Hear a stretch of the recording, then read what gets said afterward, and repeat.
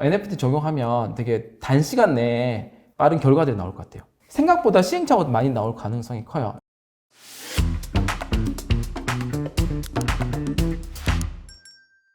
한양대학교 글로벌 기업가 센터 이장우 겸임 고수님 모셨습니다. 안녕하세요. 네, 안녕하세요. 네, 반갑습니다. 사실 저희가 작년 말이었나요? 올해 초였나요? 한번 진행을 했었죠. 네, 암호화폐 관련해서. 맞습니다. 그때 당시에 이제 뭐 비트코인 가격 가지고 이게 3천만 원 우리나라 돈으로 뒤에 이제 뭐 한 6천만 원까지 오르다가 다시 또 조정을 받았다가 지금 같은 경우에는 이제 7천만 원 훌쩍 넘는 맞습니다. 그런 수준까지 왔어요. 그리고 단순히 이제 암호화폐를 넘어서서 NFT라는 그런 개념도 출시가 되었고 이게 이제 또 현재 국내 증시를 뜨겁게 달구고 있습니다. 맞습니다. 국내 증시뿐만 아니라 글로벌 증시도 마찬가지인 것 같아요. 자, 그래서 오늘 이제 이쪽 블록체인 또 관련 전문가시잖아요. 그래서 오늘 이 NFT 관련 이슈에 대해서 좀 자세히 파볼까 합니다. 자, 최근에 이 NFT 왜 이렇게 핫한지 궁금하거든요. 네. NFT 정확한 그 뜻이 무엇이죠? 네, 제가 작년에 책을 썼을 때 이제 NFT라는 주제가 책에 한 섹터로 들어가 있었는데 이 부분을 써도 되나 말아야 되나 고민을 좀 했었거든요. 개념이 너무 어려워가지고 일반인들이 이걸 보고 도움이 될까 말까 고민을 하다가 넣긴 넣었었어요. 근데 이게 1년 만에 아주 대중적으로 NFT라는 자체를 못 들어봤으면 요즘에 뭐 뉴스를 안 보는 것처럼 많이 들어본 단어가일 겁니다. 그래서 NFT의 이제 정의가 뭐냐면 이제 토큰에는 사실 두 가지 종류가 있습니다. 1대1로 교환이 되는 토큰이 있고요. 1대1로 교환이 안 되는 토큰이 있어요. 1대1로 교환이 되는 토큰이라고 하면 우리가 흔히 알고 있는 비트코인, 뭐 이더리움, 뭐 제가 가진 1비트코인이나 우리 다른 투자님이 가진 1비트코인을 서로 교환할 수 있잖아요. 그렇기 때문에 거래소에서 서로 사고팔고 교환이 되는 거예요. 이런 토큰은 우리가 펀저블 토큰이라고 부르고요. 1대1로 교환이 안 되는 토큰이 있어요. 이제 이런 토큰들은 제가 가지고 있는 NFT 하나 A랑 우리 달란 투자님 가지고 있는 NFT A는 각각이 고유한 속성을 가지고 있기 때문에 서로 교환할 수 없습니다. 사실 이런 것들을 우리가 대체 불가능하다라고 해서 non-fungible 토큰이라고 불러요. 그렇게 생각하다 보니까 고유한 속성을 가진 아이템을 이제 NFT화 하면 되게 잘 어울리겠죠. 그래서 뭐 미술품 A랑 미술품 B가 같은 화가가 그렸다고 하더라도 이게 서로 교환할 수 없잖아요. 각각의 다른 가치가 있기 때문에. 그래서 미술품, 뭐 게임 아이템 같은 경우도 사실 교환을 하기가 좀 어려운 고유한 속성을 가진 아이템들이 있으니까 이런 아이템들도 NFT를 이제 해서 발행을 해서 표현을 하면 잘 어울리는 아이템이고 그렇게 해서 좀 NFT는 이제 non-fungible 토큰 이렇게 좀 표현할 수 있을 것 같습니다. 근데 좀 궁금한 게 교환할 수 없다라고 얘기를 하는데 사실 그냥 돈 주고 사면 되는 거 아닌가요? 그 토큰은? 토큰을 네. 돈 주고 살 수 있죠. 네. 근데 교환이 안 된다는 건 구체적으로 이제 그거와 등가물 똑같은 가치를 가진 토큰이 없다 그런 뜻인가요? 그러면? 맞습니다. 우리가 토큰을 발행을 할 때 우리가 이제 컨트랙트에 입력을 하는데 발행 개수를 입력을 해요. 네네. 비트코인 같은 경우는 발행 개수를 2,100만 개를 입력을 했겠죠. 네. 이더리움 같은 경우는 무한대고 어떤 토큰을 발행할 때 이제 발행할 개수를 입력을 하는데 이제 NFT 같은 경우는 발행 개수를 1로 입력합니다. 그래서 같은 토큰의 성격을 가진 것들이 교환 가능한 것이 없다. 이렇게 좀 이해를 하면 좋을 것 같아요. 그 토큰이 전 세계에서 유일하게 하나다. 네, 그렇게 해서 맞습니다. 그거랑 똑같은 등가물을 가진 그런 건 없다. 그렇게 네, 이해하면 맞습니다. 되겠네요. 그래서 토큰을 발행을 할 때 과거에는 이제 어떤 뭐 프로그래머들이 코딩을 하면서 이제 다 코드를 입력을 하는데 요즘은 이제 플랫폼에서 NFT도 쉽게 발행할 수 있도록 제공을 하거든요. 네네. 그렇게 되면 우리가 어떤 이런 이제 종이컵이라는 이미지가 있으면 네. 이 이미지에 대한 이 데이터가 있잖아요. 상세 내용. 이건 종이컵이고 이 이미지 자체가 어딘가에 저장이 돼 있을 거 아니에요. 네네. 그 저장되어 있는 주소 그리고 상세 내용들을 토큰을 발행할 때 입력값에 넣습니다. 요것들을 우리 메타데이터라고 부르거든요. 그러니까 요 토큰 하나에는 요 하나에 이제 매칭된 정보만 담겨 있는 거죠. 그렇게 해서 고유한 속성을 가져 있다. 그래서 이걸 우리가 보통 어떤 용도로 좀 쓰냐면 디지털 컨텐츠들의 원본을 증명하는 기술 이렇게 좀 쓰긴 합니다. 이거 과거에 우리가 뭐 디지털 컨텐츠들의 원본을 증명하기 사실 쉽지 않잖아요. 그런 용도로 쓰다 보니까 뭐 다양한 좀 사용 케이스들이 나오고 그렇게 좀 산업이 좀 전개되고 있는 것 같습니다.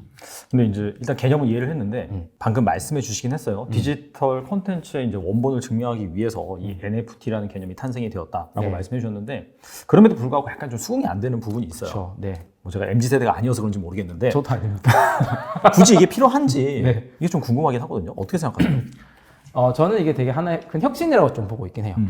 우리가 그동안에 같이 있었던 어떤 상품들, 물건들을 보면 다 어떤 형태로 존재하냐면 다 물리적인 형태로 존재를 해요.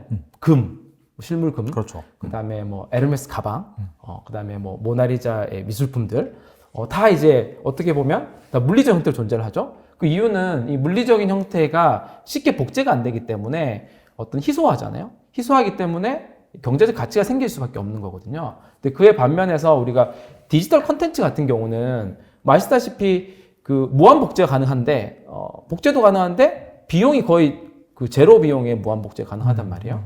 그러니까 이제 이게 어떤 진품인지에 대한 어떤 검증이 안 되다 보니까 희소성이 당연히 안 생기죠. 아무리 디지털 콘텐츠가 사용성 있고 좋더라도 이게 공급이 무한되고 하다 보면 경제적 희소성이 안 생기고 그렇다 보면 이제 경제적 가치가 안 생겨요. 이걸 돈 주고 사는 사람이 없겠죠. 근데 그것들을 이제 NFT라는 게 나와서 디지털 콘텐츠 중에서도 요게 진품이야, 요게 원본이야라고 증명을 해주면 희소성이라는 가치가 생기고 그렇게 되면 누군가는 돈을 주고 사게 되고 이걸 거래하는 주체들이 나오게 됩니다. 거래 시장이 만들어져요. 그래서 이제 디지털 콘텐츠들에 대해서 거래를 할 수 있는 하나의 장치를 마련해 줬다. 이 NFT라는 것이. 근데 우리가 뭐 작년부터 해서 이 디지털 세상이 우리 계획과는 다르게 굉장히 빠르게 성장해 오고 있잖아요. 코로나 때문에 좀 앞당겨졌어. 네, 오프라인 세상보다 뭐 디지털 세상이 넓어지고 메타버스라는 주제도 그렇게 나왔고 그럼 메타버스가 생기다 보면 메타버스 안에서 이제 활동하는 아바타들 사람들이 늘어나잖아요. 그럼 그 안에서 다양한 컨텐츠들이 생기거든요. 그런 부분들을 다 NFT화 하는 것들에서 요즘 많은 적용 포인트들이 나오고 있는 것 같아요. 알겠습니다. 이 NFT 관련, 뭐 메타버스 관련 그런 주식들이 상당히 핫합니다. 그래서 맞아요. 이제 특히나 이제 게임, 뭐 엔터, 최근에는 뭐 부동산까지 나오고 있어요. 맞아요. 그래서 이제 우후죽순, 원래 이제 증시가 좀 그런 측면이 있거든요. 뭐 하나의 그런 산업이 성장을 하고 이게 증시에서 상당히 각광을 받으면 그렇죠. 여기저기에서 우리도 그 사업을 진출을 한다라고 하면서 우후죽순 생겨납니다. 네. 그러다가 나중에는 확 가라앉아요. 그래서 이제 실제로 이와 관련돼서 수혜를 입을 만한 잘 비즈니스를 하는 그런 기업들이 이제 계속해서 성장을 해 가는데 그래서 제가 이제 방금 말씀드린 그런 산업군에 대해서 지금 말씀을 드렸잖아요. 네. 실제 이런 업체들이 NFT를 연결해서 성장이 가능한지 허황된 얘기는 아닌지 좀 궁금합니다. 우리가 이제 요거 질문에 답변하기 앞서서 하나를 좀 짚고 넘어가면 좋을 것 같은데 이 NFT라는 게 갑자기 왜 주목을 받았냐라는 거예요. 왜냐하면 NFT가 2017년도에도 있었거든요. 2017년도에도 아실 것 같은데 이제 크립토키티라는 게임에 네. NFT를 적용해서 네네. 당시에 그 게임을 한 유저들 사이에는 되게 많은 이제 환호를 받았었는데 일반 대중들한테까지 이렇게 안 왔었죠.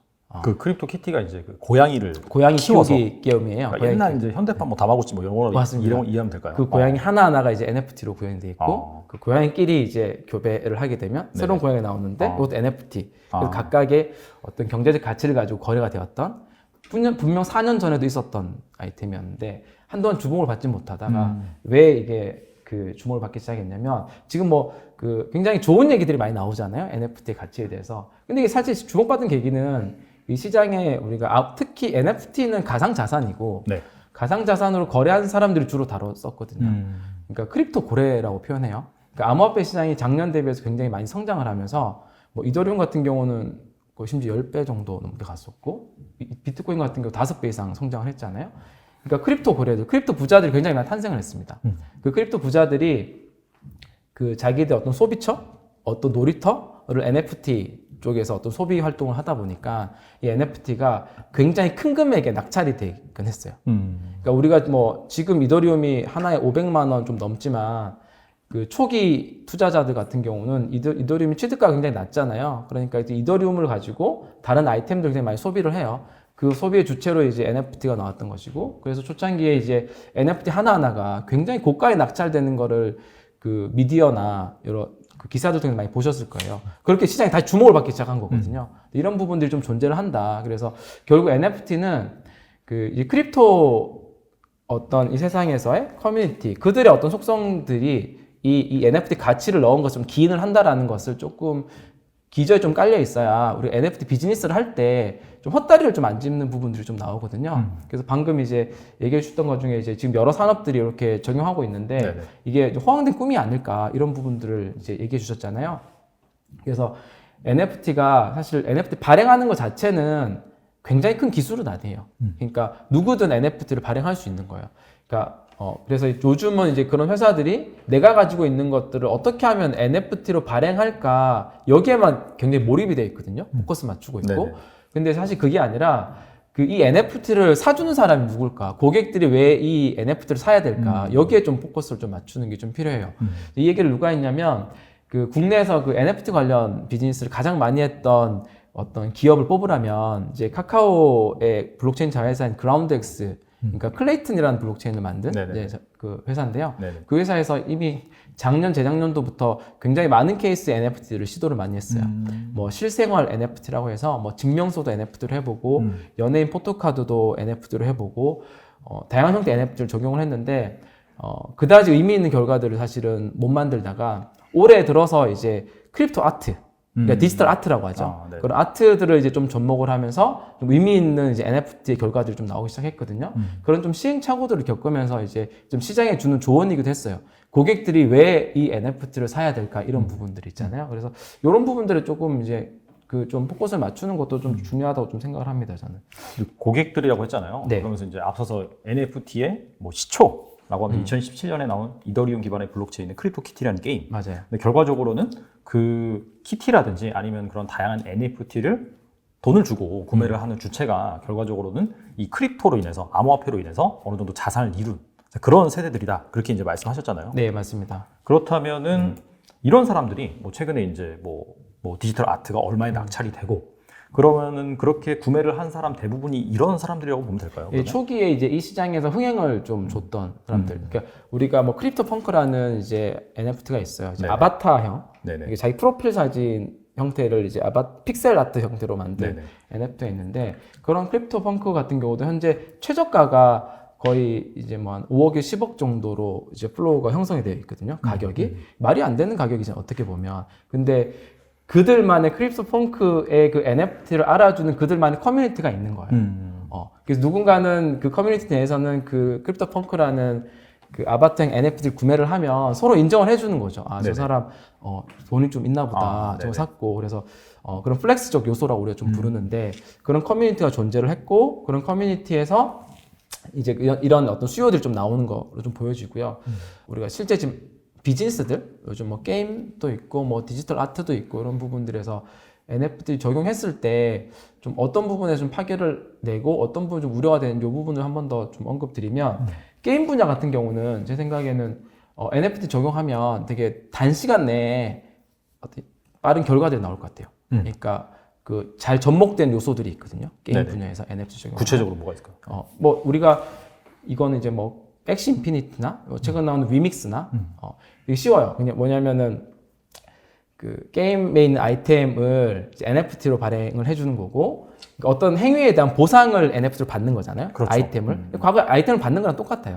근데 그 아이템을 이제는 다른 가상자산에 교환할 수가 있게 된 거예요. NFT로 나오게 됨으로써. 네. 교환할 수 있게 되고 그 가상자산으로 원화, 그러니까 네. 뭐 달러가 될 수도 있고요. 돈으로 바꿀 수 있게 된 거죠. 그러니까 게임에서 우리가 한 어떤 행위의 아이템들을 돈으로 바꿀 수 있는 이 연결고리가 만들어지면서 이게 흥행을 하기 시작을 한 거거든요. 그러니까 내가 게임 내에서 어떻게 좀 행동을 하면 어느 정도의 이제 돈이 만들어지는 거죠. 그리고 우리가 이걸 보고 이제 우리가 돈을 벌기 위해 게임을 한다라고 해서 이제 플레이 투 어이라는 하나의 또 섹터가 또 만들어지기도. P2E이라고 쓰죠. 예, play to P2E 뭐 이렇게 맞습니다. 줄임말로 네. 쓰기도 합니다. 네. 뭐 게임 쪽에서는 그런 속성들 때문에 당연히 뭐 게임은 재밌어야겠지만 좀 더 빠르게 효과가 좀 나오는 것 같고 근데 좀 시행착오를 좀 겪을 수 있는 케이스는 이런 케이스인 것 같아요. 이제 글로벌 IP를 가지고 있는 주 기업들이 많아요.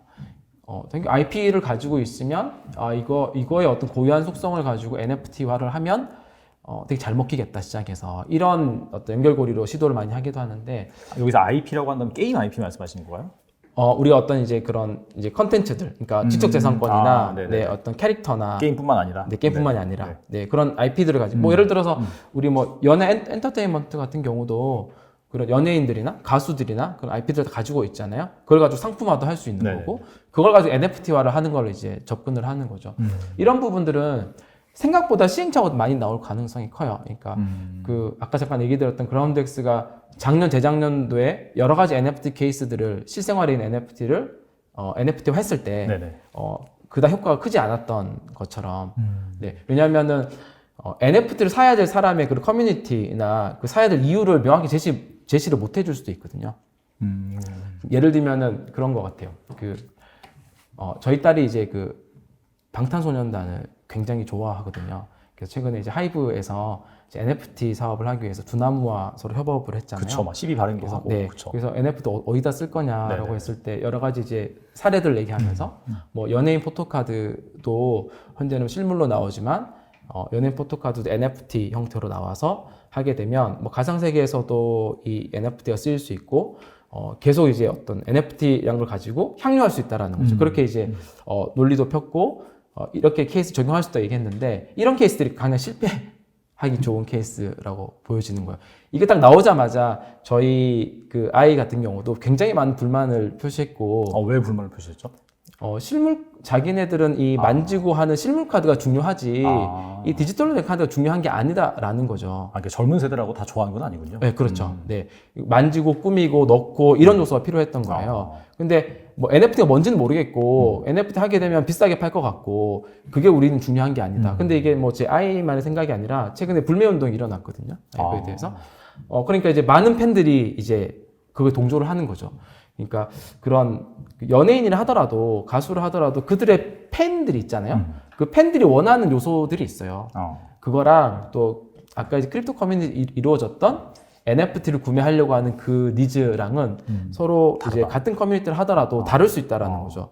근데 그런 이제 팬들이 원하는 거랑 이걸 못 맞췄을 때 딱 서비스를 내놨을 때 이제 안 맞는 것들이 다 시행착오거든요. 그래서 그런 부분들을 좀 인지를 하고 좀 NFT 자체는 굉장히 좋은 기술이고 되게 좀 파괴적 혁신이 있는 기술이 맞으니까 좀 더 상상력을 좀 동원해서 진짜 좀 의미 있는 케이스를 좀 적용을 해보는 게 좀 필요하지 않을까? 너무 단순하게 우리 IP 가지고 있으니까 NFT 발행해야지. 연예인 있으니까 연예인 사이즈는 포토카드로 NFT 발행해야지. 이런 형태 접근은 제가 실패할 가능성이 높다라고 좀 생각이 들어요. 네. 정리를 해보면 사실 그 NFT가 경제성을 띠고 이렇게 막 낙찰을 통해서 이제 어마어마한 부를 창출하고 그런 이유는 그 기반에는 약간 그 암호화폐라든지 예전부터 이제 크립토를 투자했던 그런 커뮤니티 기반의 그런 그 커뮤니티에서 이런 것들에 이제 경제성을 부여하는 그런 부분이 좀 자연스럽다. 맞습니다. 그들의 입장에서는. 네, 네. 근데 그런 관점에서 엔터 같은 경우에는 사실 원래 아무리 젊은 MZ 세대라고 하더라도 뭐 그런 크립토 기반의 뭐 디지털 자산에 대해서 뭐 구매력을 느끼는 뭐 그런 동기부여가 안 되기 때문에 맞습니다. 사실 좀 위험할 수 있다. 네. 그렇게 이해해 볼 수 있겠네요. 네. 그러니까 NFT를 구매하는 사람들의 기본적인 속성은 이걸 자산으로 인식을 한다는 거예요.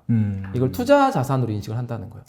그러니까 다른 요소들이 투자성이 있죠. 있다. 그러니까 플렉스도 있고 네네. 뽐내기 위해서도 있고 뭐 또 팬이니까 또 살 수도 있긴 해요. 근데 기반에는 이걸 투자적인 수단으로 인식을 하기 때문에 그것에 대한 인식이 덜한 집단에서는 분명히 좀 이제 거부감이나 좀 반대가 있을 수 있다라는 거. 네. 그리고 이제 게임은 완전히 다른 얘기인 것 같아요. 들어보니까. 네. 왜냐하면은 이 게임을 그 엑시 인피니티라든지 아니면 위메이드라든지 위메이드에서 만든 미르포를 하는 사람들이라든지 그 사람들이 사실 뭐 NFT가 뭐고 그런 것들을 뭐 이해하고 이 NFT 가치가 정말 높다라고 해서 투자한다라기보다도 게임을 열심히 하면 그냥 돈을 벌 수 있는 거잖아요. 그렇죠. 그러니까 쉽게 말하면 어떻게 보면 이제 비트코인처럼 채굴하는 그런 것들을 이제 게임을 통해서 뭔가 그 코인을 채굴하는 그래서 이제 그게 이제 그 거래소와 연동이 되어 있으니까 거래소에 상장돼 있는 그런 토큰 그걸 이용해서 또 이제 팔아서 현금화를 한다든지 그렇죠. 그런 이제 경제성 사람의 어떻게 본다면 그 기본적인 본연의 본능을 좀 잘 자극을 하고 설계를 했기 때문에 잘 되는 것이 아닌가 또 생각이 되네요. 맞습니다. 그래서 게임 쪽에 적용하는 거랑 다른 분야에 적용하는 거는 좀 결이 좀 다르다.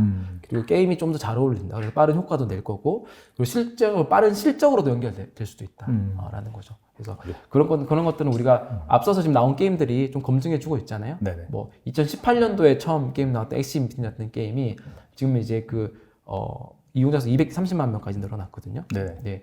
그 위메이드의 미르포가 지금 동접자 수가 130만 명까지라고 하니 그거에 대해서 한 2배 정도 되니까 신생 게임 업체치고는 굉장히 잘하고 있는 거죠. 그리고 매월 그 걷어들일 수익도 한 2천억 원 이상이 지금 수익으로 들어오고 있고 이런 부분들이 게임에 좀 잘 어울리는 것들을 좀 보여줄 수 있는 것 같다고 생각합니다. 알겠습니다. 일단 뭐 수혜 산업인지 아닌지는 실제로 그 NFT 관련 사업이 얼마나 잘 확장이 되는지 그런 것들을 잘 점검하시면서 맞습니다. 여러분들이 또 관련 기업에 투자하시면 좋을 것 같습니다.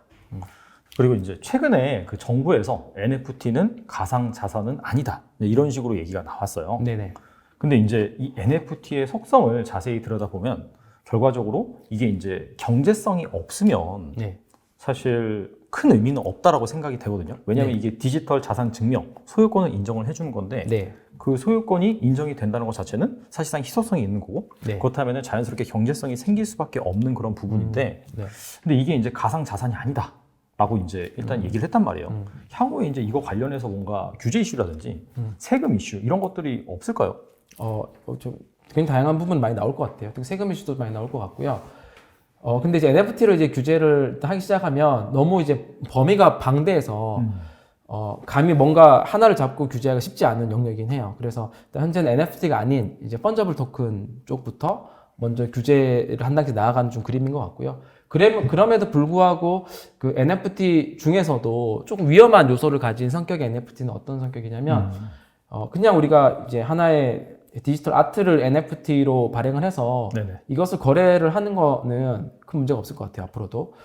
근데 이걸 이제 디지털 아트를 이제 NFT로 발행을 했어요. 근데 NFT를 보유를 하고 있으면 계속 어떤 토큰이나 다른 암호화폐를 이제 보상으로 준다든지 마치 이제 A를 가지고 있으면 배당을 주는 느낌이죠. 토큰을 발행해서 줄 수도 있고 다른 수익원을 가져와서 줄 수도 있고 그래서 이 NFT 가치를 높이는 거예요. 네네. 그래서 이제 암호화폐가 이쪽 보상으로 들어오니까 보유하고 있는 것만으로도 이런 형태의 NFT 같은 경우는 국내뿐만이 아니라 이제 뭐 미국이나 해외 같은 경우도 다 규제 아주 바로 타이트해서 규제될 수 있는 여지가 좀 많이 있어요. 그래서 최근에 뭐 우리나라 같은 경우도 이런 형태의 NFT 좀 나오고 있긴 하거든요. NFT 보유하고 있으면 다른 암호화폐를 계속 주는 형태나 이런 형태는 조금 좀 조심을 해야 되는 그 형태 NFT이기도 합니다. 네. 이게 사실 뭐 예전에도 비슷한 게 있었잖아요. 증권형 토큰이라고 해서 맞아요. 사실 이거는 그냥 일반 암호화폐가 아니라 그냥 증권이다. 맞습니다. 어차피 이거 소유권을 가지고 있으면 계속해서 배당을 준다든지 네. 그런 부분에 있어서 네. 이런 거는 이제 결과적으로는 규제를 받을 수밖에 없다. 그죠. 이렇게 볼 수가 그 있겠네요. 규제 받는 이유가 방금 얘기하셨던 증권형의 속성이 들어가 있기 때문에 그런 거죠. 네, 알겠습니다. 그런 부분도 잘 조심을 할 필요는 있을 것 같습니다. 분명히 이제 이런 이슈가 나오고 한다면 네. 그 관련 뭐 토큰이라든지 네. 이와 관련된 비즈니스라는 기업 같은 경우에는 좀 타격을 입을 수가 있겠네요. 그리고 이제 NFT가 너무 이제 주목을 또 받고 있으니까 아무래도 또 많은 논의들이 또 있잖아요. 그런 과정에서 이제 규제 이슈도 많이 또 나올 것 같아서 이게 또 그렇게 또 이슈가 안 되고 또 조용히 한쪽 분야로 있다 보면 네네. 이런 문제가 좀 있더라도 좀 우선순위를 좀 뒤에 다뤄지거나 하잖아요. 네네. 근데 최근에 이제 NFT가 또 국내에서 관심을 받는 속도를 보면 네, 어떤 형태의 또 규제가 올지 좀 네, 걱정되긴 합니다. 이런 네. 규제가 나와서 사실 뭐 주가가 급락을 한다든지 뭐 그렇게 된다면은 뭐 어떻게 본다면 장기적으로 이게 성장한다라고 생각을 한다면 좋은 네. 기회가 될 수도 있겠네요. 맞습니다. 사실 규제가 제대로 도입이 돼야지 그 산업이 이제 올바로 바로 이제 성장할 수 있는 그런 계기도 맞아요. 마련하긴 하니까. 네네 맞습니다. 그때 이제 여기에 랜드를 구매하셨던 분은 지금 한 165배 정도의 땅 가격 상승을 지금 경험을 하고 있는 거고요.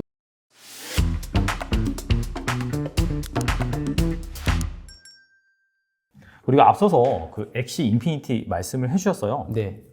이게 이제 게임이잖아요. 네, 그리고 맞아요. 이제 P to earn, 그렇죠. 네, 플레이 to earn, play to earn. 플레이 to earn에 어떻게 본다면 가장 그 대중화를 만든 그런 프로젝트라고 볼 수가 있는데, 그럼 추가적으로 이 엑시 인피니티는 사실 너무나 많이 올랐단 말이에요. 그렇죠? 뭐 거의 뭐 최초 대비 1000배 이상 올랐다 그런 얘기가 맞아요. 있으니까 이거와 좀 비슷한 네. 그런 프로젝트를 좀 우리가 볼 수가 있을까요? 네. 엑시 인피니트랑 좀 유사한 형태의 어떤 토큰들을 한번 좀 보려면 지금 이제 크립토 중에서 가장 정보들을 잘 제공해주고 있는 사이트가 코인마켓캡이라는 이제 사이트가 있고요. 그리고 코인게코라고 하는 사이트가 있어요. 이 두 개의 사이트가 그 현재 현존하는 이제 크립토 암호화폐들 대부분 잘 다루고 있고 분류도 잘 해놓고 있어요. 그래서 그 중에서 코인게코를 조금 보면은 유사한 프로젝트들, 그러니까 제2의 뭐 엑시가 될 수 있는 프로젝트들을 보는데 좀 도움이 될 것 같아요. 지금 이제 보시는 사이트가 이제 코인게코 사이트고요. 여기서 보시면 뭐 여기 처음 여기 페이지 가면 현재 암호화폐 전체 코인 개수 이제 10,000여 개가 넘죠. 10,000여 개 넘는 암호화폐들 쭉 볼 수 있는 이제 리스트가 있고요. 카테고리에 들어가면 이 코인게코 사이트가 이 카테고리 분류를 좀 잘 해놨어요. 그래서 이 스마트 컨트랙트 플랫폼이라고 하면 우리가 알고 있는 뭐 이더리움이나 뭐 솔라나나 카르다노나 그러니까 여러 가지 DApp들을 출시해주는 기본 베이스가 되는 메인넷들의 리스트를 말하는 거고요. 여기 보면 다양한 케이스들의 분류가 있는데 여기에서 우리가 그 엑시 인피니티 같은 경우는 게임이기도 하고요. 또 메타버스가 적용되어 있기도 하고요. 그 다음에 이제 플레이 투 언의 개념을 가지고 있기도 해요. 그러면은 이런 섹터들이 다 분류가 되어 있거든요. 그러면 그런 이제 각각을 다 클릭을 해보는 거예요. 각각을 보면 중복돼서 이제 상위권에 랭크되어 있는 아이들을 좀 볼 수 있습니다. 그럼 첫 번째로는 게임을 한번 볼게요. 게이밍 섹션이죠. 네. 게이밍 섹션에 보면 그 엑시 인피니트가 이제 단연 가장 위에 상위권으로 있네요. 네, 시청순인가요, 저게? 네 시총순입니다. 시가총이 20위에 이제 엑시 인피니트가 있고 네네. 그 엔진 코인이 또 중복으로 많이 나오는데 엔진 코인 기반으로 해서 뭐 NFT나 뭐 디파이나 다양한 서비스들이 많이 나오긴 해요. 요거는 이제 엔진 코인 같은 경우 메인넷 형태로 나오는 프로젝트로 봐야 되고 좀 주목을 해야 되는 것은 이제 더 샌드박스 그러니까 조금 이제 게임 쪽에서는 주목해도 되는데 샌드박스 같은 경우는 이제 여기 나가면 뭐 게임 쪽뿐만이 아니라 이 메타버스 섹션에도 들어가 보면 엑시 인피니트가 가장 이제 시가총이 큰 걸로 있고요. 그 다음에 디센트럴랜드와 더 샌드박스 이런 이제 메타버스형 프로젝트들이 같이 나와 있습니다. 이 프로젝트들은 이제 가상현실 공간들을 어떤 이더리움 기반으로 해서 가상현실 공간 좀 구축을 해놓은 거고 그 안에 다양한 생태계를 좀 구축하는 건데요. 완전 게임 같다기보다는 이제 메타버스에 좀 가까울 것 같아요. 그래서 이런 것들은 이제 메타버스 하나의 이제 디지털 공간이잖아요. 그 공간에 있는 하나의 땅들을 공간이니까 땅이 있겠죠. 가상 부동산 뭐 약간 가상 그런 부동산. 개념이네요. 네, 맞습니다. 땅이 있겠죠. 그 네네. 땅에 그 우리가 현실 세계에서는 이제 필지라고 표현하죠. 필지, 네네. 단위. 그거 하나의 단위를 다 이제 NFT 형태로 해놓은 거예요. 그래서 NFT가 이제 또 굉장히 잘 어울리는 분야 중에 하나가 가상 부동산 영역이거든요. 그래서 이제 디지털 상에 있는 아무런 그냥 그런 땅들을 픽셀로 다 나누고 그 하나하나를 이제 NFT 형태로 발행을 하고 그 NFT에는 그 디지털 상의 위치가 다 기록이 되어 있는 거죠. 그래서 이 디지털 상 땅은 네가 소유하고 있다. 그럼 그 땅을 소유하고 있으면 뭘 할 수 있냐?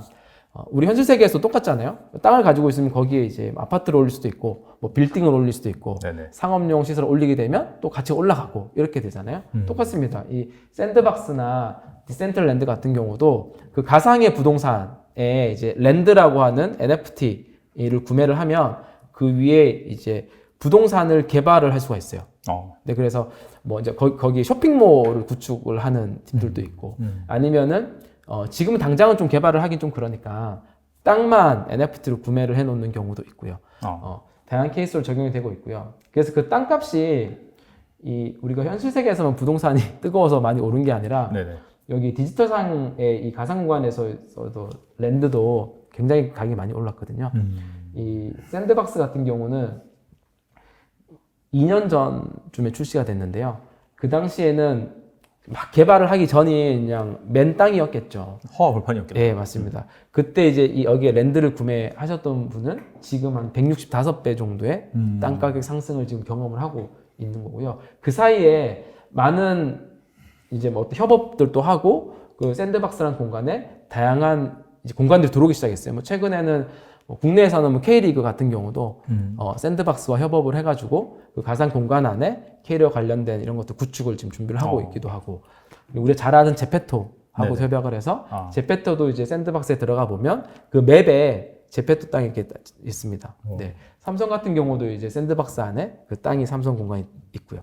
이런 것들을 좀 볼 수 있고, 그래서 근데 좀 궁금한 게 네. 예를 들어서 엑시 인피니티 같은 경우에는 P2E 개념이기 때문에 네. 거기에서 이제 뭐 사냥을 한다든지 게임 활동을 열심히 하면 네. 그 보상이 나오잖아요. 네, 그 이제 맞습니다. 가상 그런 자산 거래소에서 매각을 해서 이제 현금을 수익을 낼 수 있는 그런 구조잖아요. 맞습니다. 네. 샌드박스는 그런 이코노미 그런 경제성이 있나요? 그러면? 샌드박스 같은 경우도 그런 NFT 랜드를 구매할 수 있는 네. 토큰이 또 하나 존재를 합니다. 샌드 코인이라고 존재를 합니다. 네네네. 이제 업비트의 거래소를 보면 이용하셨던 분들 보실 수도 있는데 샌드 코인이라는 게 있고 그 샌드를 가지고 랜드라는 땅을 구매를 할 수 있는 이코노미가 구성이 되어 있고요. 네, 그 샌드 코인이 이제 그 안에서 다양하게 좀 활용이 되는 형태로 좀 구성을 좀 해놓은 상태입니다. 그럼 그 샌드 코인이 예를 들어서 뭐 하나의 어느 정도의 그런 필지 하나 단위당 그 매칭이 되는 그런 개념인가요? 어떤 개념이죠? 아니요, 그 이제 땅 자체를 이제 구매를 할 때 이제 비딩을 하게 되니까 그 샌드 코인을 가지고 구매를 할 수 있고, 그건 최초에 구매를 할 때는 이제 샌드 코인이 필요를 한 거예요. 플랫폼에서 구매를 할 때. 이미 이 랜드를 구매한 사람은 개인이 이제 다른 마켓에다가 해서 개인 간 거래해서 팔 수가 있거든요. 주로 NFT를 많이 거래하는 이제 마켓플레이스가 오픈시라고 하는 글로벌에 가장 많은 유저들이 쓰는 마켓플레이스가 있어요. 내가 이미 그 랜드를 구매했으면 그 오픈시라는 마켓플레이스에서는 내가 이더리움을 받고 다시 거래를 할 수 있죠. 2차, 3차 거래를 할 수가 있고요. 네. 디센트럴랜드 같은 경우도 여기에 똑같이 이제 하나의 땅이 존재하는데 이 마나라는 이 토큰을 가지고 네, 구매를 하게 됩니다. 그렇게 좀 생태계가 좀 구성되어 있는 것을 볼 수 있어요. 디센트럴랜드는 그러면은 마찬가지로 샌드박스와 비슷한 개념이라고 이해하면 될까요? 예, 같은 이제 메타버스 형태의 네. 그 게임 같은 경우는 뭐 이제 가장 빠르게 하고 있는 형태가 이제 위메이드 같은 형태도 존재를 하고요.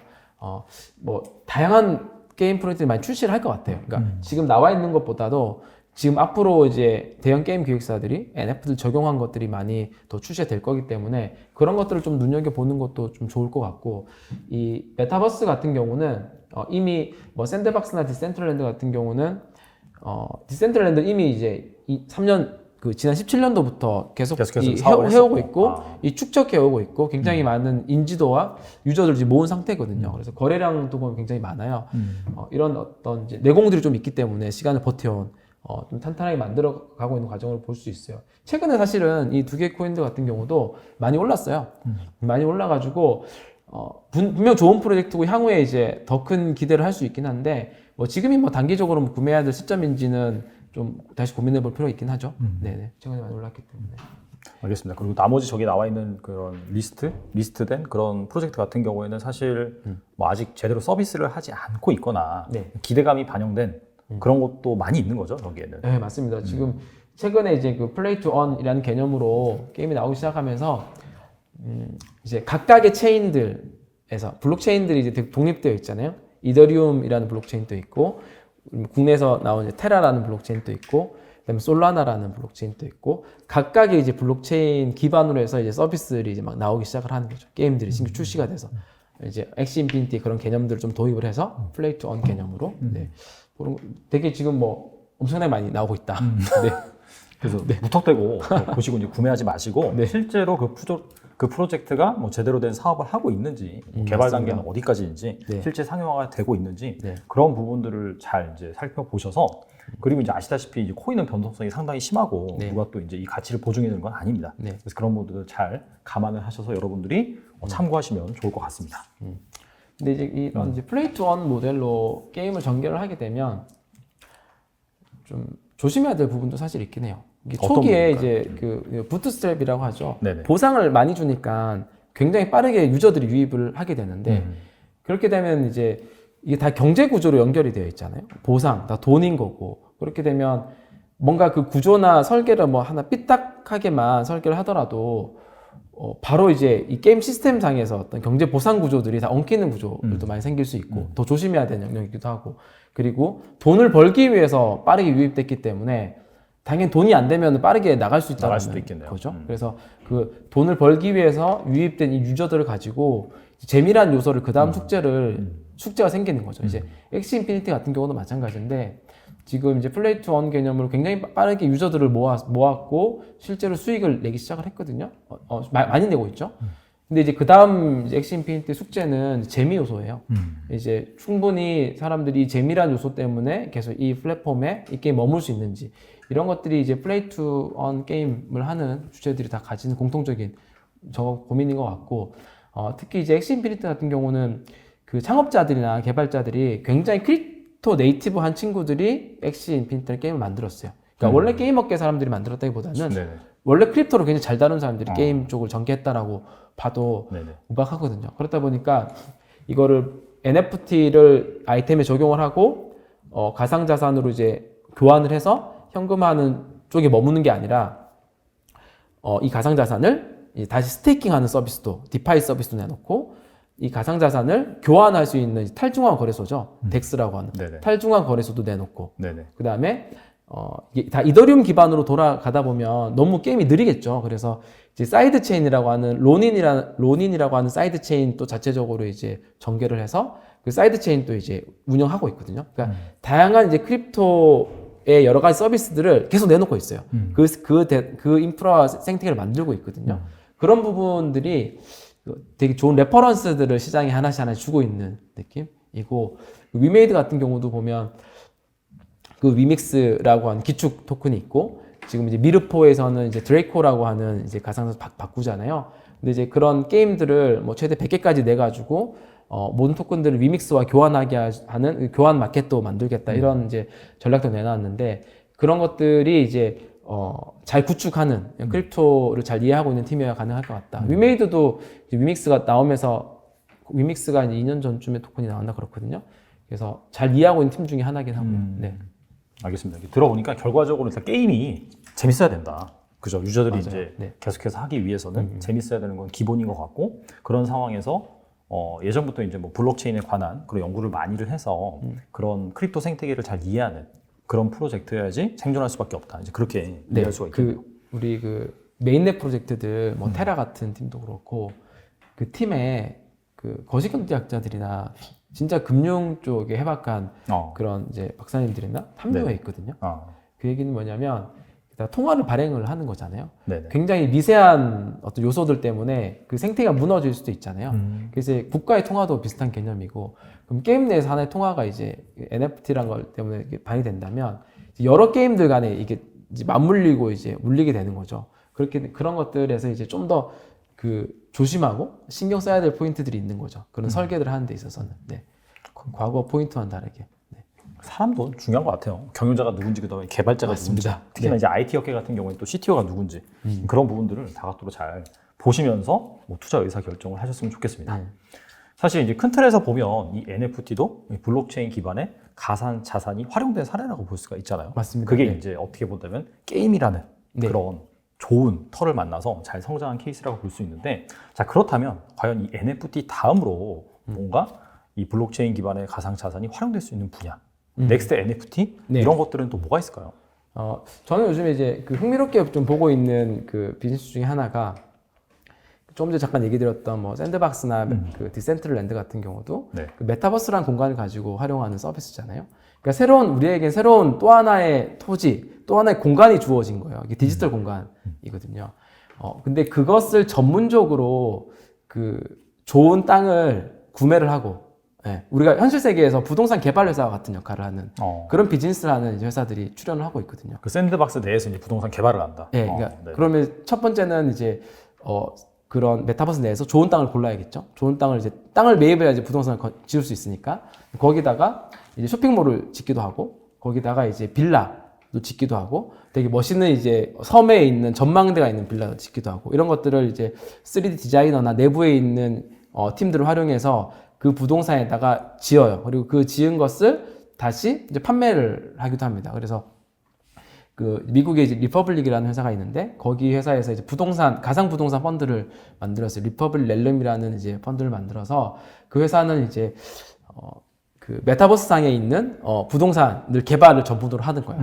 그러니까 땅을 계속 매입을 하게 되고요. 네네. 부동산 개발을 하게 되고요. 개발한 것을 이제 오픈시와 같은 이제 마켓플레이스에서 다시 판매를 하고, 이 티켓들을 판매하고, 그런 행위들을 하거든요. 근데 제가 봤을 때는 그러니까 공간만 바뀌었을 뿐이지, 네네. 오프라인 공간이랑 현실 공간이랑 가상이라는 공간만 바뀌었을 뿐이지, 우리 오프라인 공간에서 부동산 개발 회사들이 돈을 버는 모델 그대로를 탑재하고 있는 거더라고요. 좋은 건물을 짓게 되면, 예를 들어서 이제 거기서는 디센트럴랜드 같은 곳에 그 일본의 이제 하라주쿠를 본따서 메타주쿠라고 하는 그 쇼핑몰을 이렇게 만든 거예요. 그 쇼핑몰에는 이제 상점들도 입점해 있고, 그러면 이제 아바타들이 많이 거기 들어가게 되면 유입된 인구가 많잖아요. 그러면 이제 뭐 그 광고판에 대한 수익도 창출하게 되고, 그런 부동산을 지었기 때문에 본인들이 최초에 구매했던 그런 토지, 네. 땅에 대한 가치도 오르게 되고, 그런 거 다양한 시도를 하는 거 보면서, 이런 공간에 되게 기회들이 많겠다라는 게 있고, 그 샌드박스 같은 경우도 물론 이 플랫폼에서 그 땅도 팔지만 지금 다양한 아이템들을 개인들이 만들어서 올릴 수가 있어요. 이제 아바타들이나 어떤 소품들이나, 네네. 그럼 이런 거래들이 지금 이루어지고 있거든요. 그러니까 본 서비스가 아직 런칭되기 전임에도 불구하고 땅이 이미 거래되고 있고 그 새로운 이제 샌드박스나 월드가 나왔을 때 사용하게 될 아이템들이 미리 지금 거래가 되고 있단 말이에요. 거래된 아이템들은 개인이 만들어서 올릴 수도 있고 이런 것도 또 하나의 새로운 이제 비즈니스 영역이라고 좀 보여지는 거죠. 이런 것들이 나온 것들을 보면서 저런 공간에서의 좀 비즈니스 기회들을 많이 찾으면 되게 좋을 것 같다라는 좀 생각을 좀 많이 하게 되는 거예요. 이더리움이 지금 공급 쇼크가 일어나고 있는 거죠. 이런 NFT나 우리가 뭐 디파이나 네네. 이런 것들에서 가장 수혜를 받을 애가 누구냐라고 보면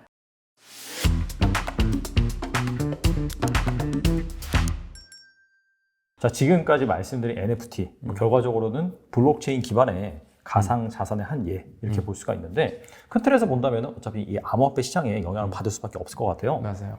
근데 지금 사실 많이 올랐단 말이죠. 비트코인 가격이라든지 이런 부분이. 근데 예전이랑 좀 다르게 예전에는 확 올랐다가 훅 꺼졌거든요. 네. 근데 그럼에도 불구하고 지금 같은 경우에는 잘 유지가 되고 있습니다. 어느 정도. 그래서 과거 2017년 상승장과 지금의 또 암호화폐 시장의 다른 점은 무엇일까요? 한 세 가지 정도 다른 것 같아요. 네. 첫 번째는 그 생태계 참여자가 바뀌었어요. 참여자, 생태계 참여자? 약간 네. 추상적인데 구체적으로 어떤 걸까요? 그 당시에는 개인 투자자들만 대부분이었고요. 네네. 네. 지금 이제 기관 투자자들이 실제로 굉장히 많이 증가를 했습니다. 기관 투자자들의 대부분 많이 들어가 있는 게 이제 미국의 그레이스케일이라는 펀드가 있는데 그레이스케일의 기관 투자자의 비중이 93% 정도 되거든요. 그러니까 이제 그레이스케일 자체도 그들이 비트코인을 품고 있는 양도 굉장히 상승을 많이 했어요. 한번 저기 그레이스케일 보유하고 있는 비트코인 보유량들을 보면 여기 지금 그레이스케일에서 GBTC 형태로 보유하고 있는 이제 비트코인의 수량이거든요. 파란색 그 음영이 수량이라고 보면 되나요? 네, 맞습니다. 네네. 파란색 음영이 수량이고요. 노란색은 가격. 노란색은 가격입니다. 네네.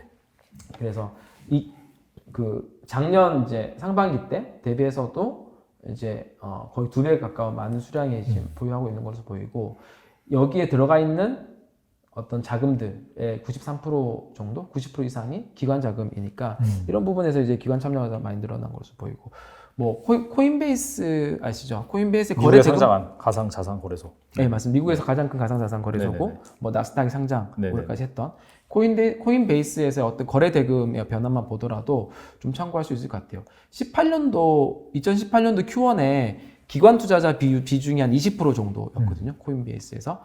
근데 지금 올해 2분기에는 이제 기관 투자자 비중이 거의 69%까지 올라갔어요. 네, 그러니까 기관 투자자의 참여가 기본적으로 많이 늘었다. 근데 우리가 뭐 직관적으로 보는 것들은 이제 뉴스들을 많이 보면 뭐 테슬라도 일부 샀고, 그죠? 그리고 뭐 마이크로 스트래티지라고 하는 나스닥 상장 기업도 구매를 했고, 그 외에도 몇몇 스퀘어나 몇몇 기업들이 비트코인을 이제 구매했다는 소식은 간간히 듣는데 실제 뭐 코인베이스나 그레이스케일 같은 어떤 수치를 좀 보더라도 기관 투자자 비용이 많이 늘어난 거 좀 볼 수가 있고 두 번째는 제도권이 들어왔다고 봐야죠. 네, 그 당시와는 우리가 최근에 이제 비트코인 선물 ETF가 이제 상장이 됐잖아요. 네네. 2017년도에는 당연히 이제 뭐 그 당시에도 ETF에 대해서는 계속적인 신청이 있긴 했는데 안 됐죠. 그래서 3년 만에 된 것 같아요. 2017년부터 계속 그 얘기가 나와서 사실. 맞아요. 실제로는 3년이 아니라 뭐 훨씬 더 2014년도 5년도부터 지속적으로 요청을 하긴 했었어요. 그때는 뭐 볼 것도 없이 그냥 다 거절이 된 거고. 네네. 지금도 현물 ETF는 안 됐잖아요. 그렇죠, 안 됐죠. 최근에 기사 나온 거 보니까 안 됐다라고 나오더라고요. 네, 맞습니다. 현물 ETF는 좀 남은 것 같고 선물 ETF가 먼저 됐어요. 먼저 된 이유도 있긴 하고요. 뭐 이따가 한번 더 다루면 될 것 같고. 그리고 이제 세 번째 같은 경우는 가장 큰 차이점이기도 하고요. 중요한 차이점이기도 하죠. 좀 성숙도 면에서 좀 바뀌었다. 뭐냐면 우리가 지금 엑시 인피니티 얘기하고 그 위믹스 얘기하고 그리고 다양한 서비스들 얘기를 하는데 뭐 샌드박스 마찬가지고 디센트럴랜드 마찬가지고 수익을 창출하고 있단 말이에요. 그것도 어마어마한 규모로. 그것도 오프라인에 있는 비즈니스와 비교를 해도 뒤지지 않을 정도로 많은 수익을 실제로 창출하고 있는 비즈니스가 많이 나왔다. 크립토 비즈니스인데. 근데 우리 2017년도에 좀 생각을 해보면 기억날 것 같은데 ICO란 게 유행을 했고요. 그렇죠. ICO란 게 이런 거잖아요. 어떤 이제 회사가 A라는 우리 비즈니스를 이제 비전을 이제 내놓고 이 비전을 또 달성하기 위해서 ICO라는 도구를 통해서 토큰으로 자금을 모집을 하고 이 토큰을 판매를 한 거죠. 토큰을 판매하면서 이제 우리가 만들려고 했던 이 비즈니스가 성공하면 토큰의 가치도 오를 거야. 저 만들려고 했던 서비스에 이 토큰을 사용하게 할 거야. 그러면서 많은 금액을 이제 토큰 자금 조달을 해서 비즈니스를 만들기 시작했는데 대부분 다 많이 실패를 했죠. 그렇죠. 그나마 의미 있게 비즈니스를 만들었던 몇몇 회사, 예를 들어서 뭐 바이낸스 같은 경우는 거래소를 그래도 굉장히 잘 구축을 했죠. 그러니까 지금 성공적으로 시가총액 3위 정도에 있는 거잖아요. 그런 몇몇 케이스를 제외하고는 대부분은 이제 자금 조달을 해놓고 유의미한 서비스를 못 만들었던 거죠. 네. 어떤 꿈을 팔았던 거죠. 네네. 그 대비해서는 뭐 2021년도 같은 경우는 그 꿈뿐만이 아니라 현재도 꽤 많은 이제 수익과 레비뉴를 창출하고 있는 비즈니스가 많이 늘어났다. 이런 것들이 좀 생태계 좀 다른 부분이라고 좀 보여져요. 네. 알겠습니다. 그러면 향후 이제 이 암호화폐 시장에 호재가 될 만한 이슈 그런 게 있을까요? 단연 이제 비트코인 같은 경우는 이제 현물 ETF죠. 네, 이게 중요하고 전 시간 문제라고 좀 보긴 보는데 그 SEC가 승인을 안 해주잖아요. 선물 ETF 승인을 해줬는데 SEC가 승인을 안 해주는 이유는 명확해요. 혹시 뭔지 아세요? 몰라요. 그 본인의 감독권이 없기 때문이에요. 아, 이제 왜냐하면 현물 ETF의 가격은 이제 그 기존으로 암호화폐 거래소에서 가격을 가져와야 되는데 이 암호화폐 거래소에 대한 그 관할권, 그 감독권을 SEC가 가지고 있지 않습니다. 그래서 SEC가 지금 이제 의회에도 그 부분을 계속 요구를 하는 거예요. 감독권이 필요하다. 그래야지. 감독권이 없다는 얘기는 뭐냐면 암호화폐 거래소에서 만약에 가격이 조작이 됐거나 뭐 문제를 일으켰거나 하면은 그 거래 내역을 볼 수 있는 권리나 요구할 수 있는 권한이 없다라는 거거든요. 그런 부분 때문에 현물 ETF는 계속 이제 미뤄지고 있는 경우고, 만약에 SEC가 이제 그런 이제 암호화폐 거래소에 대한 감독권을 가지고 오고, 그리고 지금 얘기하는 것처럼 디파이나 스테이블 코인까지 감독권 가지고 오게 되면 ETF도 이제 뭐 승인이 될 거라고 좀 보여지는데, 그게 시간이 빨라봐야 내년 상반기 정도, 올해 안에 힘들다라고 좀 보여지는 거죠. 의회 입법도 필요하니까. 네.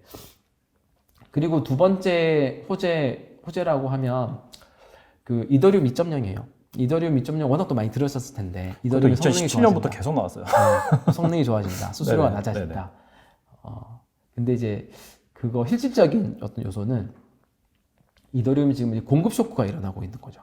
네, 지금 이제 거래소에서의 이더리움 보유량은 계속 최저점을 달성하고 있거든요.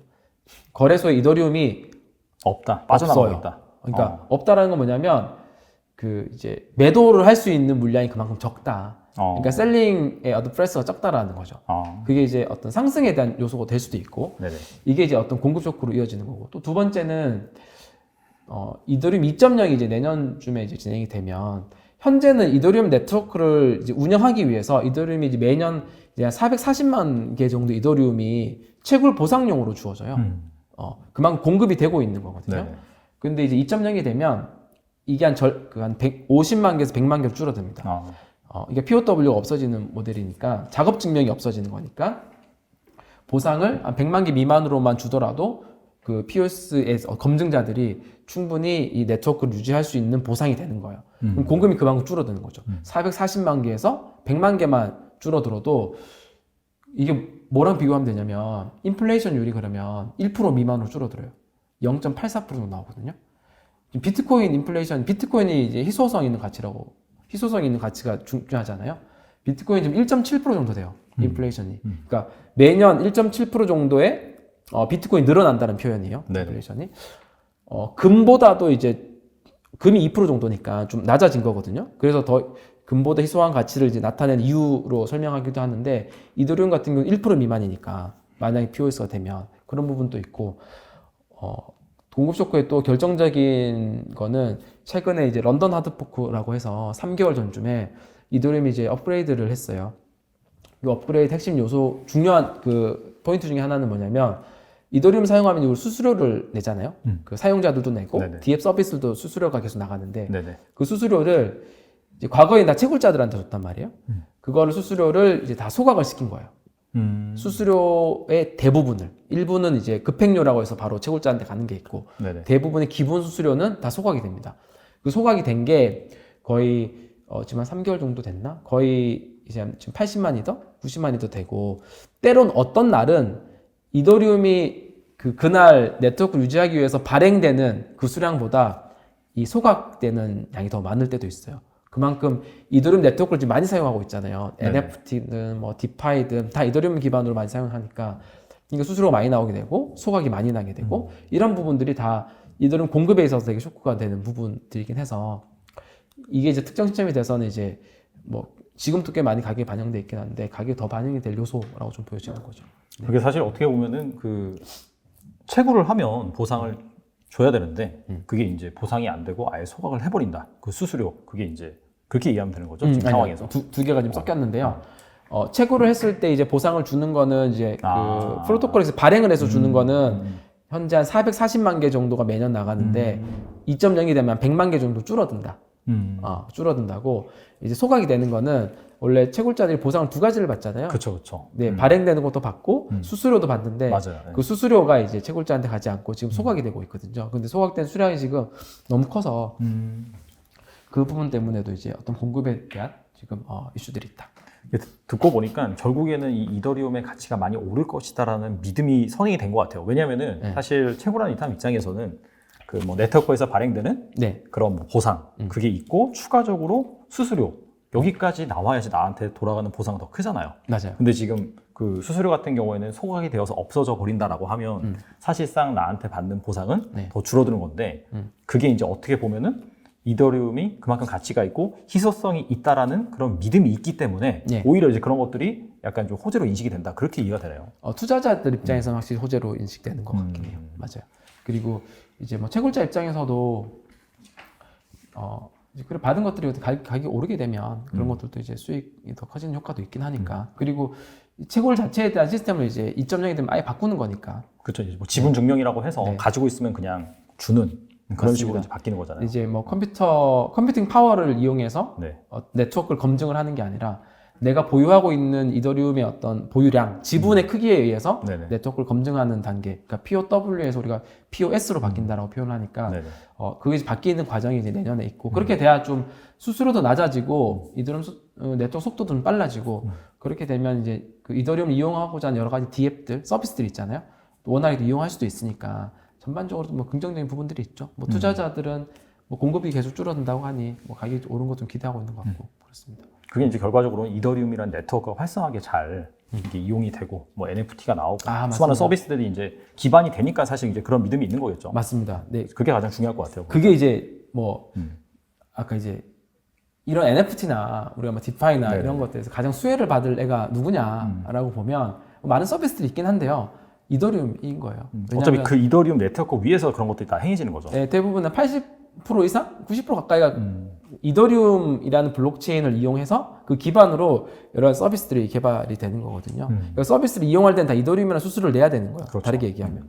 그러니까 다 이더리움이라는 플랫폼이 다 수혜를 받고 있는 형태로 봐도 됩니다. 알겠습니다. 그리고 이제 뭐 비트코인이라든지 이더리움 이게 이제 시가총액 1위, 2위 그런 코인들이잖아요. 맞습니다. 아직까지도 이 암호화폐 시장이 성숙하지 못하다 보니까 오르면 다 같이 오르고 내리면 다 같이 떨어지고 그런 경향이 있기 때문에 사실상 시가총액 1위, 2위 그런 암호화폐에서 긍정적인 이슈가 나온다라고 하면은 이런 것들이 시장 전체로 이제 번질 수가 있다. 그렇게 이해를 하면 되겠죠? 네네네, 그렇죠. 알겠습니다. 이제 호재에 대해서 알아봤는데 반대로 좀 리스크, 약간 이런 부분도 알아볼 필요가 있을 것 같습니다. 구체적으로 뭐가 있을까요? 리스크는 늘 항상 갑자기 다가오는 그게 많은데요. 아주 우리 근처에 있는 리스크는 일단 세금 이슈죠. 네, 국내 같은 경우는 세금 이슈가 있기 때문에 아직 이제 뭐 유예한다 이게 아직 결정나진 않았잖아요. 그러니까 이제 올해 일부를 매도를 해서 내년 세금을 할 때 좀 피하고 싶은 니즈를 가진 투자자들 좀 있는 것 같아요. 그래서 올해 매도를 언제 할까, 뭐 11월 할까, 12월 할까 이런 부분들이 매도 압력을 좀 좌지우지할 것 같고, 근데 이게 비트코인 가격에 영향을 미치냐? 그건 또 아닌 것 같아요. 왜냐하면 우리나라 비트코인 거래량 비중이 그다지 높지 않거든요. 예전에는 엄청 높았는데. 예전에 높았는데, 그러면 어디에 미치냐? 우리가 말하는 김치 코인들일 것 같아요. 대부분의 이제 한국 거래소에서 거래가 되고, 한국 유저들이 대부분 이제 거래량을 차지하는 코인들 같은 경우는 그것을 보유하고 있는 어떤 우리가 말하는 고래들이나 투자자들이 내는 세금에 대한 어떤 그런 좀 애매모호하잖아요. 이런 부분들 때문에 미리 좀 매도를 하는 행위를 할 수도 있다. 그래서 요 연말에 좀 있을 수 있는 좀 변동성이 좀 생길 수도 있는 거겠죠. 그럼 우리나라 거래소에만 상장되어 있는 그런 소위 말하는 김치코인 같은 경우에 좀 조심할 필요가 있겠네요. 조심해야죠. 변동성이 충분히 있을 수 있는 거죠. 그리고 뭐 다른 투자님이 한국 김치코인 많이 가지고 있으면 매도 고민하지 않겠어요, 연말에? 내년에 세금 없어가지고 그런 생각 못 해봤어. 네. 그리고 그 17년도에 암호화폐 시장이 굉장히 좋았다가 18년도에 이게 급락을 한 이유에는 한 두 가지 정도의 이유가 있어요. 이제 금리 인상이라는 좀 이유가 첫 번째 존재했고요. 베이스가 좀 깔려 있었고, 네네. 뭐 17년도 내내 금리가 인상되고 있었는데 18년도에도 계속 올라간다라는 시장의 메시지 나오면서 이 영향을 좀 많이 미쳤고, 두 번째는 ICO라는 행위에 대해서 이제 SEC라는 미국 증권거래위원회가 증권 행위로 간주를 한 거예요. ICO를 못 하겠다라는 건 뭐냐면 그 당시까지 이제 대부분의 자금들이 ICO라는 통로를 통해서 이제 시장에 자금이 들어오고 있었거든요. 근데 그게 이제 멈춰진 거죠.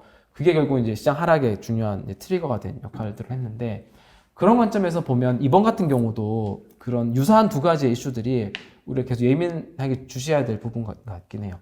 금리 인상, 아직 뭐 정확한 시점이 나오진 않았지만 금리 인상이 되게 되면 당연히 이제 변동성이 가장 큰 자산부터 자금이 빠지는 경향들이 있기 때문에 변동성 하면 또 크립토 뭐 이런 부분들이 좀 존재를 하고요. 두 번째는 그 SEC가 지금은 ICO를 겨냥하는 게 아니라 네네. 지금 SEC가 겨냥을 하고 있는 것은 저거예요. 디파이하고 스테이블 코인 쪽이거든요. 디파이가 이제 디센트럴라이제이션 파이낸스. 네, 탈중앙화된 탈중앙화된 금융이라고 좀 부르니까 네, 좀 그렇게 좀 불러요. 이제 디파이를 어떻게 좀 정의를 할 거냐고 한번 물어보면, 그러니까 크립토 금융인데 크립토로 하는 파이낸스잖아요. 네네네. 주인 없는 크립토 금융이라고 불러요. 어. 네, 탈중앙화 됐으니까. 네네네. 그러니까 어떤 회사가 이제 크립토 금융을 하면 그건 디파이가 아니에요. 근데 회사에 이제 어떤 회사가 크립토라는 사업을 운영하는 거지. 우리가 네네. 그 C파이라고 부르거든요. 네네. Centralized Finance라고. 네네네. 디파이는 이제 순수히 이제 스마트 컨트랙이나 이런 코드만으로 움직이는 형태의 파이낸스 금융이라고 좀 봐야 될 것 같은데, 어쨌건 지금 SEC가 가장 겨냥하고 있는 분야는 스테이블 코인과 디파이고요. 스테이블 코인을 겨냥해서 규제를 강하게 때리게 되면 디파이가 같이 힘들어지는 구조예요. 왜냐하면 그 많은 디파이라고 하는 거는 이제 하나의 탈중앙화된 금융 인프라잖아요. 금융 인프라의 하나의 흐르는 피 같은 역할을 하는 게 스테이블 코인이거든요. 우리가 그 오프라인 그 이미 전통 금융에서 이 금융이란 인프라가 돌아가기 위해서는 그냥 돈이 흘러야 되잖아요. 그런 것처럼 디파이가 돌아가기 위해서는 스테이블 코인이 흘러야 되는데, 만약에 스테이블 코인에 대해서 우리가 예상치 못한 어떤 강한 규제가 나오게 되면 그건 이제 되게 시장에 영향을 미칠 수 있다. 그 스테이블 코인이 그러니까 쉽게 말하면은 그냥 뭐 1달러에 달러라고 한다면 네. 1달러의 가치와 고정된 그런 코인이다. 그래서 이제 스테이블 코인이다. 이제 그게 이해되는 거죠. 네, 우리가 뭐 정확히 가치가 안정화된 토큰. 네네. 보통은 달러에 많이 고정이 되어 있긴 하죠. 정확히 이게 패깅 고정이라기보다는 이 달러의 가격이 최대한 추정하게끔 시장에서 만들어진다 이렇게 보증을 한다라고 이제 발행사가 이렇게 얘기를 하고 시장에서는 그러한 믿음이 있으니까 이제 사실상 1달러와 거의 뭐 유사하게 그쵸. 네, 거래가 맞습니다. 됩니다. 네. 그런 이제 두 가지 부분들이 좀 앞으로 그런 악재이긴 할 것 같고, 그리고 모두가 예상한 악재는 악재가 아니잖아요. 일단 네. 시장에 선반영이 돼 있으니까. 네네. 뭐 금리 인상 같은 경우도 예를 들어서 뭐 테이퍼링하고 내년 뭐 6월달 이렇게 예상을 시장에서 많이 하는 편인데, 그것보다 너무 빨라졌거나 뭐 이런 변수들이 있을 때 시장이 좀 움직일 것 같고, 약간 좀 요즘 워낙 정보들이 빨라가지고 웬만하면 시장에 선반영이 많이 되는 것 같아요. 네. 약간 기관 자금들이 많이 들어와서 약간 좀 그런 매크로 지표에 따라서 어느 정도 자산 비중을 축소한다든지 늘린다든지 그런 행태가 일어날 수도 있겠네요. 맞습니다. 네네. 그리고 이제 왜 SEC에서 디파이나 스테이블 코인에 대해서 얘기를 한 번 더 드렸냐면, 이게 그 SEC에서 계속 그 파트는 이제 지금 주시를 하고 있거든요. 근데 시장이 아랑곳하지 않는 거예요. 지금 계속 올랐잖아요. 네네네. 근데 이제 결정적으로 이제 그 부분에 대해서 어떤 강하게 예상치부터 강한 조치가 나오면 그때는 좀 흔들릴 수도 있다라는 생각이 듭니다. 네, 오늘 이장우 교수님 모셔서 최근에 주식시장에서 화두가 되고 있는 NFT 이런 것들이 이제 실체가 있는지 아니면 호황이 된 것인지, 그리고 앞으로 발전을 한다면 어떤 형태로 발전이 될 것인지 이런 부분에 대해서 알아봤습니다. 또 추가적으로 또 암호화폐 시장에 대해서 좀 다뤄봤는데요. 아직까지도 이 암호화폐가 뭐 사기다, 난 믿지 않는다. 분명히 그런 분도 계실 거예요. 자, 그럼에도 불구하고 한 몇 년간 이런 사이클을 지켜보면은 점점 우리 생활에 그 점유를 확대하고 있다. 이런 표현이 맞는지는 잘 모르겠는데 그런 상황이 벌어진 것 같습니다. 그래서 상식적으로 좀 알고 계셔야지 투자를 하시는 데 있어서 도움이 될 거라고 생각합니다. 네, 오늘 이장우 교수님 나와주셔서 감사합니다. 네, 감사합니다.